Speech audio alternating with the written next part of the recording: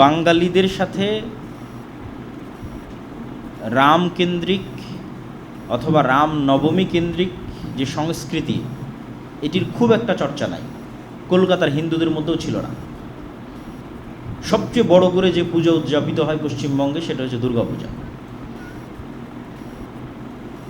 দুর্গা, কালী, সরস্বতী এগুলো হচ্ছে বাঙালিদের, হিন্দুদের উদযাপিত দেবদেবীর নাম।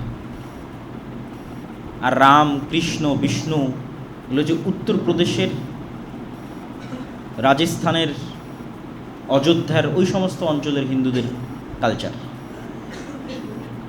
দুর্গাপূজা যেইভাবে পশ্চিমবঙ্গের হিন্দুরা উদযাপিত করে, রামনবমী কিন্তু এইভাবে উদযাপিত করে না, বরং অনেক ছোট পরিসর হয়। এখন পলিটিক্যাল কারণে হচ্ছে।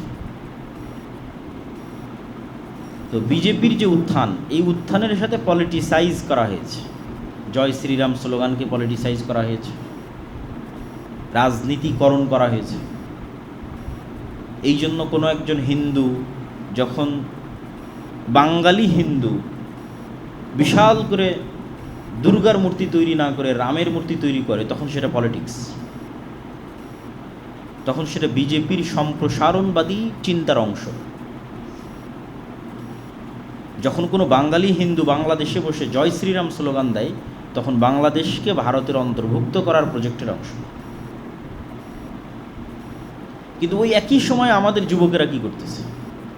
মুসলমান যুবকেরা ওই সময় খেলতামাশায় মত্ত আছে। এই জায়গায় হচ্ছে আফসোস। এইভাবেই কিন্তু জাতির অধঃপতন হয় এবং জাতি তার স্বাধীনতা, সার্বভৌমতা হারিয়ে ফেলে। স্পেন যেমন হারিয়ে ফেলেছে, স্পেনের মুসলমানেরা। বাগদাদ যেমন হালাকুখা চেঙ্গিস খানের হাতে ধ্বংস হয়ে গেছে, ঠিক এই সেম প্রসেসে ধ্বংস হয়, যে প্রসেসের মধ্যে দিয়ে আমরা যাচ্ছি। আমরা সকল ওই আলামত এবং ওই চিহ্নগুলো পূরণ করছি জাতি হিসেবে, প্রজন্ম হিসেবে। যেই চিহ্ন, যে আলামতগুলো পূরণগুলো একটা জাতি গোলামে পরিণত হয়, এটা জাতির স্বাধীনতা এবং সার্বভৌমত্ব থাকে না। এবং এখানে এই পয়েন্টে আমাদের আরও একটা বিষয় মনে রাখতে হবে, যে মুসলমানেরাই সবচেয়ে বেশি আন্তরিক ছিল 47-এর পূর্বে, 1905-এর পূর্বে, যে উভয় বঙ্গ এক থাক এবং ভারত বা পাকিস্তানের অন্তর্ভুক্ত না হয়ে আলাদা রাষ্ট্র হোক। কিন্তু যারা কট্টর হিন্দুত্ববাদী বাঙালি ছিল, তারাই মূলত স্বদেশ আন্দোলনের নামে, আমার সোনার বাংলা গানের নামে, এবং তাদের মতো আর যত কবি এবং সাহিত্যিক আছে, তারা উভয় বাংলাকে এক রাখতে চেয়েছে, স্বাধীন হিসেবে নয়, ভারতের অধীনস্থ হিসেবে। তখনই শেরে বাংলা একে ফজলুল হক এবং হোসেন শহীদ সোহরাওয়ার্দী, তাদের মধ্যে শত মতভেদ থাকলেও তখন তারা সিদ্ধান্ত নিল যে না, এটা হলে আমরা আগে যে ডাবল কলোনির অধীনে ছিলাম, দুইটা কলোনি, একটা কলোনি ব্রিটিশ, আবার ব্রিটিশরা সব দায় দায়িত্ব দিয়ে রেখেছিল হিন্দু জমিদারদের, তাহলে আমরা হচ্ছে 3 নাম্বার। আমাদের উপরে 2টা কলোনির স্তর আছে, আমাদের উপরে আছে হিন্দু জমিদাররা, তার উপরে আছে ব্রিটিশ ইংরেজরা। এই 2টা কলোনির বিরুদ্ধে ফাইট করেছে আমাদের বাপদাদারা 190 বছর, যখন আমাদের জমি জায়গারও স্বীকৃতি ছিল না। 1905 সালে কম দুঃখে এই বঙ্গের মুসলমানেরা বাংলাকে আলাদা করার জন্য আন্দোলন করেনি। তাহলে 1947 নয়, তারও আগে এই বাংলার মুসলমানেরা চিন্তা করেছিল যে না, আমরা হিন্দুদের সাথে থাকতে পারবো না, হিন্দু জমিদারদের সাথে আমাদের পক্ষে থাকা সম্ভব নয়, থাকলে মাজলুম অবস্থায় থাকতে হবে।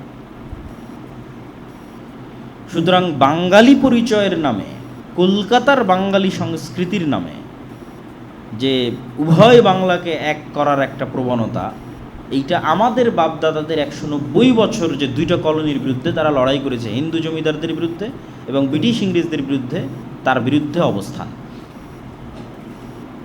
এবং এটা গভীর ষড়যন্ত্র।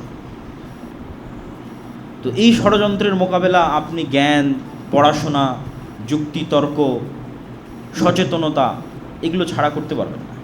আর যত সময় নষ্ট এবং অকাজে আমাদের সময় ব্যয় হবে, অকাজে আমাদের অর্থ এবং শ্রম ব্যয় হবে, তত আমরা আমাদের এই জায়গাগুলো হারিয়ে ফেলব।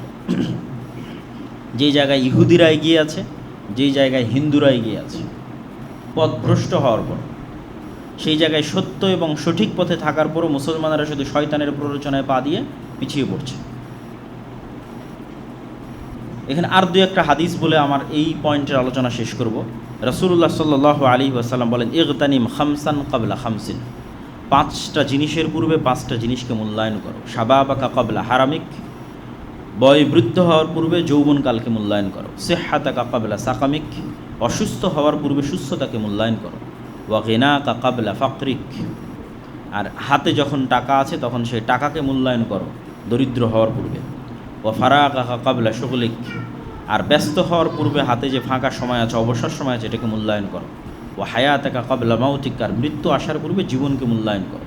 তথা এই সব জিনিসগুলো আমাদের সময়ের গুরুত্ব তুলে ধরে এবং আমাদের যৌবনকালের গুরুত্ব তুলে ধরে। রাসূল সাল্লাল্লাহু আলাইহি সাল্লাম বলেন, লা তাযুলু কাদামা আবদিন ইয়াওমাল কিয়ামা হাত্তা ইউসালা আন উমরিহি ফিমা আফনাহু। কিয়ামতের মাঠে মানুষকে পাঁচটা প্রশ্নের মুখোমুখি হতে হবে। তার সময় কোথায় পার করেছে, জ্ঞান অনুযায়ী কি কাজ করেছে, সম্পদ কোথায় থেকে অর্জন করেছে এবং সম্পদ কোথায় ব্যয় করেছে, এবং তার শরীরকে কোন কাজে ক্ষয় করেছে। তো যে যৌবনকাল, সময়, বয়স, এটাকে কোথায় সে ব্যয় করেছে। তো সময়ের প্রশ্নে মানুষকে জবাবদিহিতার মুখোমুখি হতেই হবে।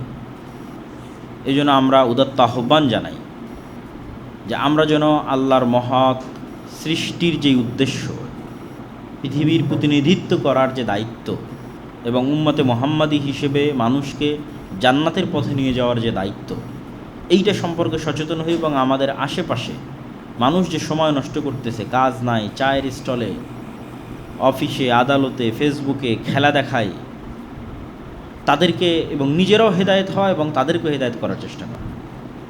তারা সময়গুলোকে, অন্য আর কোনো বিশ্ববিদ্যালয়ে আপনি এই দৃশ্য দেখতে পাবেন না, বিশ্বের উন্নত বিশ্ববিদ্যালয় যে উন্মাদনা আপনি বাংলাদেশের ঢাকা বিশ্ববিদ্যালয়ে দেখতে পাবেন। অক্সফোর্ড, ক্যামব্রিজ, হার্ভার্ড কোনো বিশ্ববিদ্যালয়ে পাবেন না এই ধরনের উন্মাদনা। তাহলে আমরা কোথায় এবং তারা কোথায়? আর আমরা বক্তব্যের শেষ অংশে এসে যেটা আলোচনা করতে চাচ্ছি সেটা হচ্ছে মুহররম। আল্লাহ সুবহানাহু তাআলা 4টি মাসকে হারাম করেছেন এবং পবিত্র কোরআনে আয়াত অবতীর্ণ করে সেটা স্পষ্ট করেছেন। ইন্না ইদ্দাতা শুহুর ইনদাল্লাহ ইসনা আশারা শাহরান ফি কিতাবিল্লাহ। যেই দিন থেকে আল্লাহ আসমান এবং জমিন সৃষ্টি করেছেন ওই দিন থেকে আল্লাহর গণনায় মাস হচ্ছে 12টি। যেই দিন থেকে আল্লাহ আসমান এবং জমিন সৃষ্টি করেছেন ওই দিন থেকে লাউহে মাহফুজে আল্লাহ সুবহানাহু তাআলার গণনায় মাস 12টি। অর্থাৎ 12 মাস মানুষের আবিষ্কার নয়, আল্লাহর নির্ধারণ। পৃথিবী যেদিন থেকে সৃষ্টি হয়েছে সেই দিন থেকে। মিনহা আরবাআতুন হুরুম, আর ওই দিন থেকে 4টা মাস হারাম। হারাম শব্দের অর্থ হচ্ছে রেস্ট্রিক্টেড, নিষিদ্ধ। অনেক সময় কোনো কিছু নিষিদ্ধ হয় নিকৃষ্টতার কারণে, আর অনেক সময় কোনো কিছু নিষিদ্ধ হয় সম্মানের কারণে। নিষিদ্ধ মানে নিকৃষ্টতা নয়, কখনো নিষিদ্ধ হয়েছে সম্মানের কারণে। যেমন আপনারা বলেন যে মাহরাম, মেয়ের সাথে মাহরাম যেতে হবে। মাহরাম মানেও কিন্তু হারাম। কি হারাম? ওই মেয়ের সাথে যার বিবাহ হারাম সে তার মাহরাম।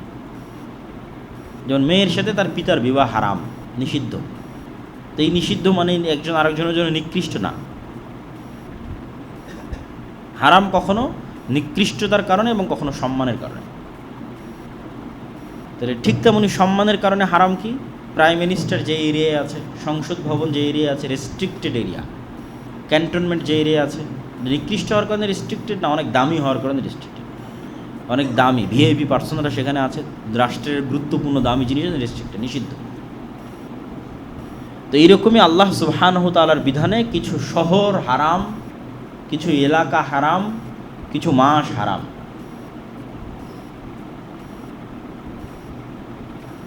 তো আল্লাহ সুবহানাহু তাআলার নির্ধারণে যেই মাসগুলো হারাম তার মধ্যে একটি গুরুত্বপূর্ণ মাস হচ্ছে মুহররম। পরপর 3 মাস, দুল কায়দা, দুল হিজ্জা এবং মুহররম।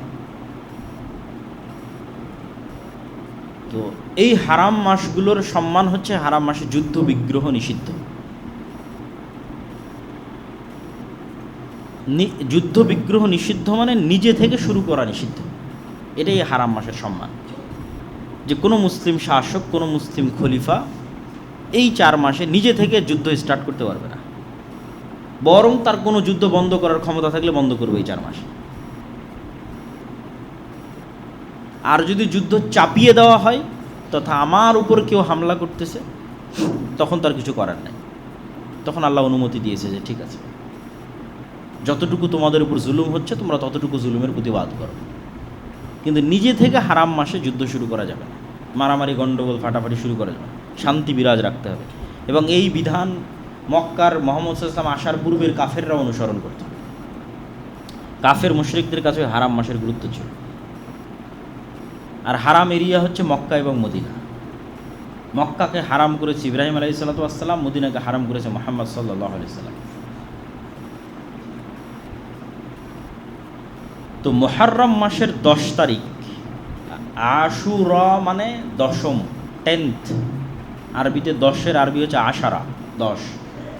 ওইটাকে যখন দশম যুক্ত করা হয়েছে তখন আরবিতে হচ্ছে আশুরা, দশম দিন, 10 থেকে দশম। তাহলে আশারা থেকে আশুরা, 10 থেকে দশম, মুহররম মাসের দশম দিন। তো মুহররম মাসের দশম দিনের কি গুরুত্ব? এমনি অসংখ্য জয়ীফ হাদিস আছে, জাল হাদিস আছে যে সব কিছুই মুহররম মাসের 10 তারিখ।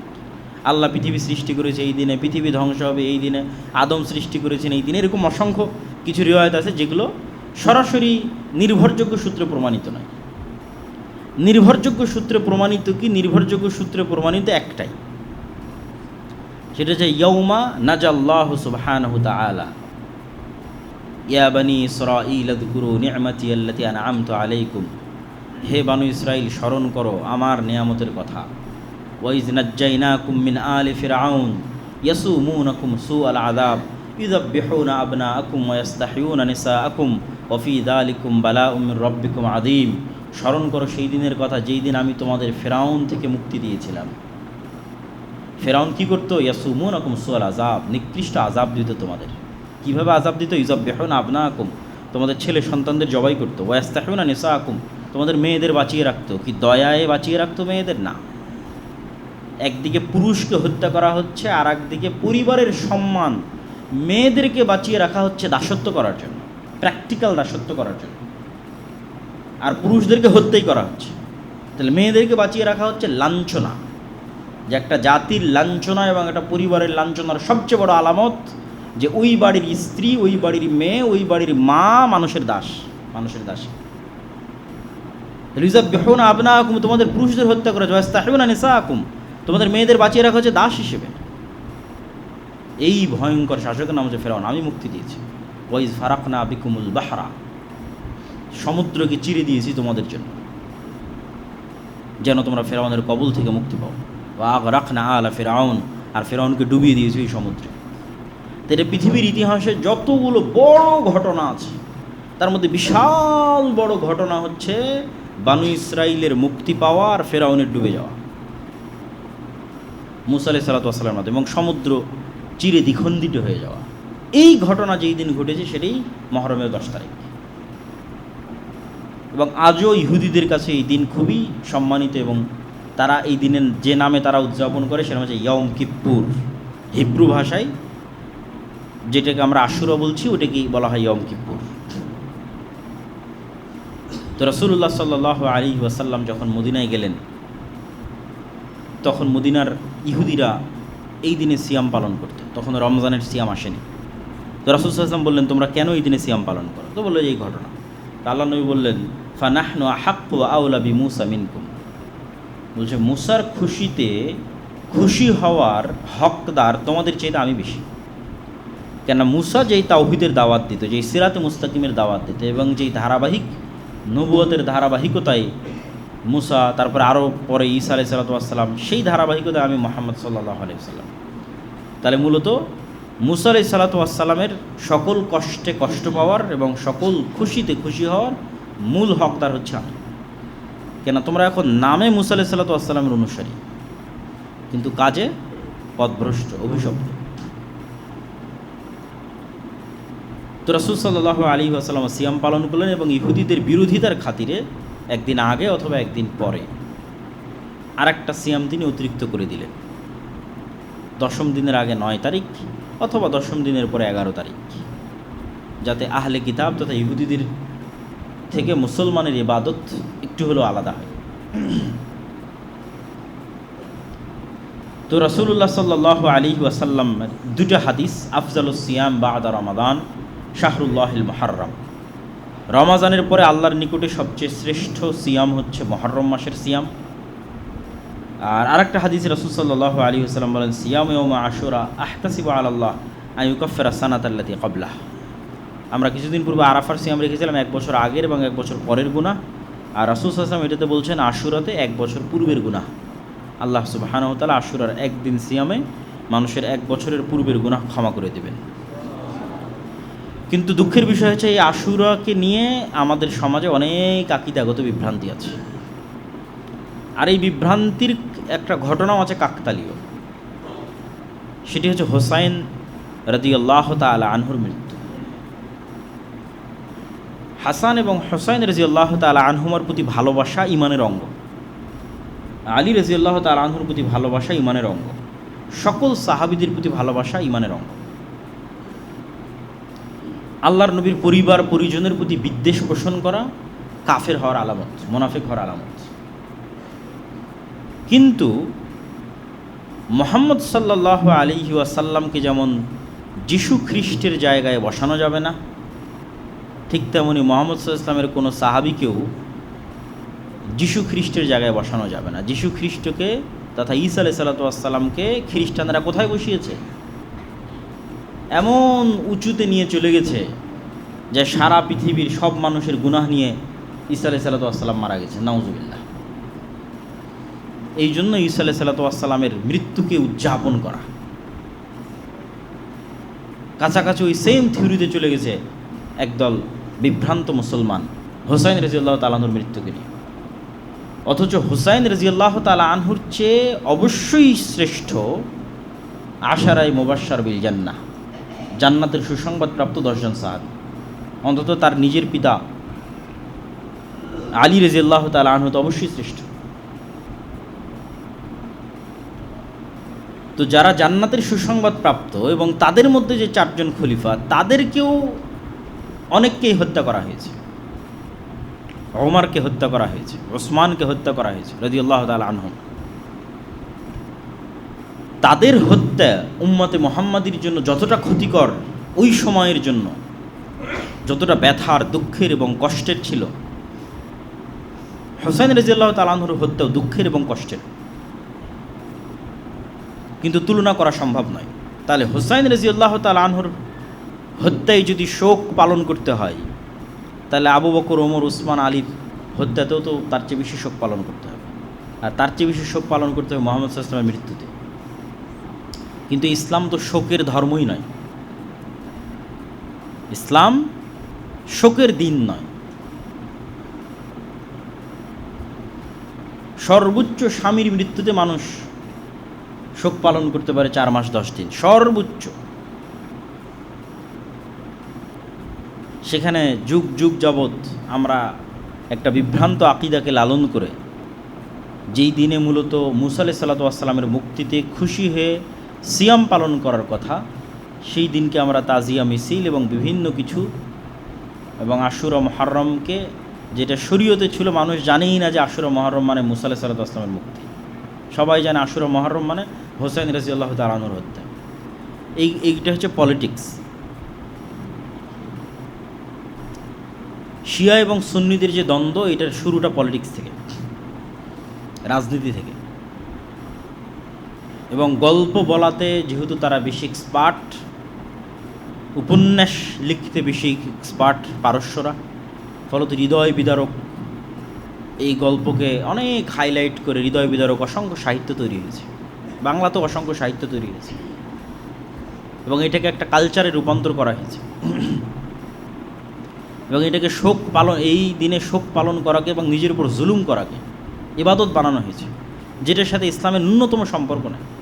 মানুষ নিজের গায়ে আঘাত করবে ছুরি দিয়ে, হাজার হাজার মানুষ রক্তাক্ত করবে নিজের মাথাকে, কষ্ট দিবে নিজেকে, এর সাথে ইসলামের ন্যূনতম সম্পর্ক নেই। এগুলো সম্পূর্ণরূপে হারাম। মানুষ নিজেকে কখনোই কষ্ট দিতে পারে না, ইসলামে নিষিদ্ধ। লা তুলকু আইদিকুম, তোমরা নিজেদেরকে তাহলুকা, স্বেচ্ছায় ধ্বংসের দিকে নিক্ষেপ করিও না, আল্লাহর আদেশ। এবং আত্মহত্যাও ইসলামে হারাম। এগুলো কাছাকাছি আত্মহত্যার মতো প্রবণতা। তো এই ধরনের বিভ্রান্ত এবং ভ্রান্ত আকিদা থেকে বের হয়ে এসে আমাদের আশুরা মুহররমের সঠিক আকিদা এবং সঠিক বিশ্বাস লালন করতে হবে। হ্যাঁ, হুসাইন রাদিয়াল্লাহু তাআলা আনহু যেমন আলে বাইতের অংশ, আয়েশা রাদিয়াল্লাহু তাআলা আনহাও আলে বাইতের অংশ। আলী ইবনে আবি তালিব রাদিয়াল্লাহু তাআলা আনহু রাসূল সাল্লাল্লাহু আলাইহি ওয়াসাল্লামের এক চাচা, আবু তালেবের সন্তান। তো রাসূল সাল্লাল্লাহু আলাইহি ওয়াসাল্লামের তো আরও চাচা আছে, আব্বাস ইবনে আব্দুল মুত্তালিব, হামজা ইবনে আব্দুল মুত্তালিব, তাদের সন্তানেরা কই? তাদের সন্তানেরও আলে বাইতের অংশ। আব্দুল্লাহ বিন আব্বাস এবং তাদের পরিবার আলে বাইতের অংশ। তাহলে শুধু একজনকে যদি আমি সম্পূর্ণরূপে আলাদা করে নিই, আলী রাদিয়াল্লাহু তাআলা রাসূল সাল্লাল্লাহু আলাইহি ওয়াসাল্লাম মাত্র এক মেয়েকে বিবাহ করেছে, আর ওসমান রাদিয়াল্লাহু তাআলা দুই মেয়েকে বিয়ে করেছে। তো রাসূল সাল্লাল্লাহু আলাইহি ওয়াসাল্লামের দুই মেয়েকে বিয়ে করার পর ওসমান রাদিয়াল্লাহু তাআলা হয়ে গেল আমার কাছে ঘৃণার পাত্র। আর এক মেয়েকে বিবাহ করার কারণে আমি তাকে হাইলাইট করে উপরে নিয়ে যেতে যেতে যেতে যেতে কেউ কেউ ইলাহ, আল্লাহ বানিয়ে ফেলেছে আলী রাদিয়াল্লাহু তাআলা, নাউযুবিল্লাহ। তাহলে এই তুলনাগুলো থেকেই তো বোঝা যায় যে এটার মধ্যে কোথাও না কোথাও গ্যাপ আছে, ভুল ত্রুটি আছে। যদি আল্লাহর নবীর পরিবারের প্রতি ভালোবাসা হয়, তাহলে যিনি আল্লাহর নবীর দুই মেয়েকে বিয়ে করেছে ওসমান রাদিয়াল্লাহু তাআলা, উনি তো বেশি ভালোবাসার পাত্র। যদি আল্লাহর নবীর মেয়ের জামাই হিসেবে বেশি ভালোবাসার পাত্র, তাহলে এই জিনিসগুলো আসলে লজিক্যালি টিকে না, বরং এগুলো প্রত্যেকটাই মূলত পলিটিক্স। হ্যাঁ, এটা ঠিক যে যেই মুহূর্তে হুসাইন রাদিয়াল্লাহু তাআলা আনহুকে হত্যা করা হচ্ছে, ওই মুহূর্তের শাসক ইয়াজিদ। কিন্তু উমাইয়াদের দারুল খেলাফা হচ্ছে দামেস্ক, আর নিহত হচ্ছেন হুসাইন রাদিয়াল্লাহু তাআলা আনহু ইরাকে। ইরাক থেকে সিরিয়ার দূরত্ব ভালোই, এবং মধ্যে মরুভূমি থাকায় যাওয়ার রাস্তা অনেক ক্রিটিক্যাল। ফোরাত নদীর তীর ধরে ঘুরে যেতে হয়। ইব্রাহিম আলাইহিস সালাতু ওয়াস সালাম যখন ইরাক থেকে সিরিয়াতে হিজরত করেছিলেন, তখনও ওনাকে এইভাবে ঘুরে আসতে হয়েছিল। তো শাসক আছে দামেস্কে, সরাসরি তার পক্ষ থেকে হত্যার আদেশের প্রমাণ ইতিহাসে পাওয়া যায় না। বায়াত যেন না নিতে পারে, আত্মসমর্পণ যেন করে, আমার হাতে এসে যেন বায়াত নাই, এই রকমের আদেশ আছে। কিন্তু মূল কালপ্রিট এখানে হচ্ছে কুফার মানুষেরা, যারা মুনাফিকি করেছে, যারা তাকে অনেক উৎসাহ দিয়ে মদিনা থেকে নিয়ে গেছে, আসেন আমরা আপনার পাশে থাকবো, অমুক করব তমুক করব, কিন্তু যাওয়ার পর আর পাশে নাই। তো মূল কালপ্রিট হচ্ছে আহলে কুফা, কুফার তৎকালীন যারা মানুষ, যারা তাকে দাওয়াত দিয়ে উস্কিয়ে মদিনা থেকে বের করে নিয়ে এসেছে কুফায়, কিন্তু যখন কুফায় এসেছে তখন আর সাথ দেয়নি। ঘটনা অত্যন্ত হৃদয় বিদারক। অবশ্যই ইয়াজিদ ইবনে মুআবিয়াকে এতটুকুর জন্য দায় দেওয়াই যায় যে সে হত্যাকারীর কোনো বিচার করেছিল কিনা, এই প্রশ্ন অবশ্যই উত্থাপন করা যায়। এই জন্য আহলুস সুন্নাত ওয়াল জামাতের পক্ষ থেকে শাইখুল ইসলাম ইবনে তাইমিয়া বলেছেন, ইয়াজিদ ইবনে মুআবিয়া না প্রশংসার যোগ্য না নিন্দারও যোগ্য। নিন্দা করেও আমরা গুনাহের ভাগিদার হতে রাজি নই, প্রশংসা করেও কেন সে সাহাবী নয়, আলাদা করে তার প্রতি আমাদের কোনো জিম্মেদারিও নাই। কিন্তু এইটার কারণে তার পিতা মুআবিয়া রাদিয়াল্লাহু তাআলা আনহুকে দায় দেওয়া, তখন তিনি পৃথিবীতে নাই, উনি অনেক আগে পৃথিবী থেকে চলে গেছেন। মুআবিয়া রাদিয়াল্লাহু তাআলা আনহু আরেক সাহাবীর সন্তান, যে আবু সুফিয়ান, মুআবিয়া ইবনে আবি সুফিয়ান। আবু সুফিয়ান হচ্ছে আবু জাহালের পরে মক্কার কুরাইশদের নেতা। আবু সুফিয়ান রাদিয়াল্লাহু তাআলা আনহু মক্কা বিজয়ের সময় ইসলাম গ্রহণ করে।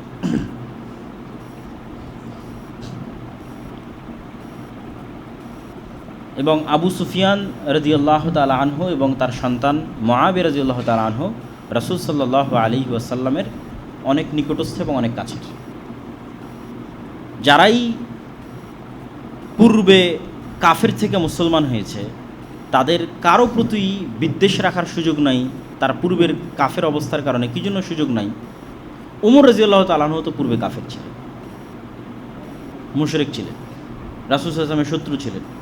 খালিদ বিন ওয়ালিদ তো এক যুদ্ধে মুহাম্মদ সাল্লাল্লাহু আলাইহি ওয়াসাল্লামের বিরুদ্ধে বিজয় অর্জন করেছে, উহুদের যুদ্ধে। পরে খালিদ বিন ওয়ালিদ তো সব যুদ্ধে মুসলমানদের নেতৃত্ব দিয়েছে। আজ যদ্দূর পর্যন্ত মুসলমানদের সীমানা সবই খালিদ বিন ওয়ালিদের অবদান। তাহলে যেই কারণে আপনি ওমর রাদিয়াল্লাহু তাআলা আনহুকে ঘৃণা করতে পারেন না, খালিদ বিন ওয়ালিদকে পারেন না, ওই কারণে আবু সুফিয়ান এবং মুআবিয়া বিন আবু সুফিয়ানকে পারেন না, বরং ঘৃণা করা তো বহু দূরের কথা, ঘৃণা রাখলে মানুষ কাফের হয়ে যেতে পারে। এই জন্য একটা প্রশ্নের উত্তরে একজন সালাফ বলেছেন যে ওমর ইবনে আব্দুল আজিজ বেশি শ্রেষ্ঠ না মুআবিয়া বিন আবি সুফিয়ান বেশি শ্রেষ্ঠ। কেননা ওমর ইবনে আব্দুল আজিজের শাসনকালকে মানুষ খোলাফায়ে রাশেদার শাসনকালের সাথে তুলনা করত, অথচ ওমর ইবনে আব্দুল আজিজ সাহাবী নয়, উমাইয়া খেলাফতের একজন শাসক। তখন একজন সালাফে সালিন উত্তরে বলেছেন যে ওমর ইবনে আব্দুল আজিজের সারা জীবনের আমল আর মুআবিয়া বিন আবি সুফিয়ানের একটা সিজদা যারা রাসূল সাল্লাল্লাহু আলাইহি ওয়াসাল্লামের সাথে দিয়েছে, দুইটার তুলনা হবে না। সাহাবীদেরকে ওই সর্বোচ্চ মর্যাদার জায়গাতেই রাখতে হবে। ফলত এই নিকৃষ্ট পলিটিক্সের মধ্যে ঢুকে ঈমান হারানো অত্যন্ত বড় একটি শয়তানের ষড়যন্ত্র। এই ষড়যন্ত্রে আমাদের পা দেওয়া যাবে না। আল্লাহ সুবহানাহু ওয়া তাআলা আমাদের মুহররমের 10 তারিখের যে সঠিক ইতিহাস সেটি জানার এবং মুসা আলাইহিস সালাতু ওয়াস সালামের যে মুক্তি, এই মুক্তিতে আনন্দিত হয়ে সিয়াম পালন করার তৌফিক দান করুক আল্লাহুম্মা আমিন। আর বক্তব্যের শুরুতে আমরা যে আলোচনা করেছি, আমাদের দুনিয়ার জীবনের যে খেলতামাশার মাধ্যমে আমাদের মৃত্যুকে ভুলিয়ে রাখতে চায় শয়তান, আল্লাহর স্মরণ থেকে আমাদের গাফিল করতে চাই, শয়তানের সেই প্রজেক্টগুলোর আমরা অংশ হচ্ছে, আমাদের সময় নষ্ট করছে, আমাদের যুবক সমাজ সময় নষ্ট করছে। অথচ হিন্দু এবং ইহুদিরা কি করতেছে সেটা থেকে আমরা সম্পূর্ণরূপে গাফেল। এই যে গোলামির রাস্তা আমরা অবলম্বন করতেছি, বানু ইসরাইল হয়ে যাচ্ছে, বানু ইসরাইলদের মতো গোলামের রাস্তায় চলে যাচ্ছে। এটা বিষয়ে আমাদের সচেতনতা তৈরি করতে হবে এবং আল্লাহ সুবহানাহু ওয়া তাআলার সাথে সম্পৃক্ত হওয়ার মাধ্যমে জ্ঞান, গবেষণা, পড়াশোনা, কাজ, প্রোডাক্টিভিটি এগুলো নিয়ে ব্যস্ত থাকতে হবে। আল্লাহ সুবহানাহু ওয়া তাআলা আমাদের সেই তৌফিক দান করুক আল্লাহুম্মা আমিন।